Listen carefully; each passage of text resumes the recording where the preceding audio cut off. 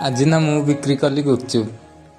ତ ହ୍ୟାଲୋ ସାଙ୍ଗମାନେ, ମୁଁ ହେଉଛି ଆପଣଙ୍କ ଜେଆର୍ ଜଗନ୍। ଆଶା କରୁଛି ଆପଣ ସମସ୍ତେ ଭଲରେ ଥିବେ। କଲେଜ ସାରି ମୁଁ ପଳେଇ ଆସିଲି ଘରକୁ ଆସି ସାଙ୍ଗେ ସାଙ୍ଗେ ଗୋଡ଼ ହାତ ଧୁଆ ଧୁଇ ହୋଇ ବସି ପଡ଼ିଲି ଖାଇବା ପାଇଁ, କାରଣ ଆଜି ଟିକେ ଡେରିରେ ଆସିଥିଲି କଲେଜରୁ।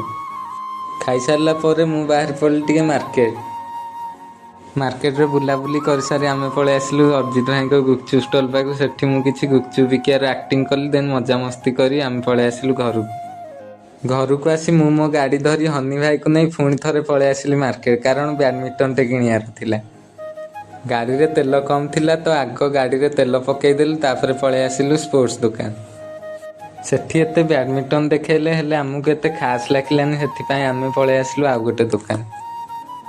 ସେଠି ବି ବହୁତ ଭେରାଇଟିର ଦେଖେଇଲେ, ହେଲେ ପ୍ରାଇସ୍ ଟିକେ ଅଧିକ ଥିଲା, ତ ହନି ଭାଇ କହିଲେ ଅନଲାଇନ୍ ମଗେଇଦେବେ।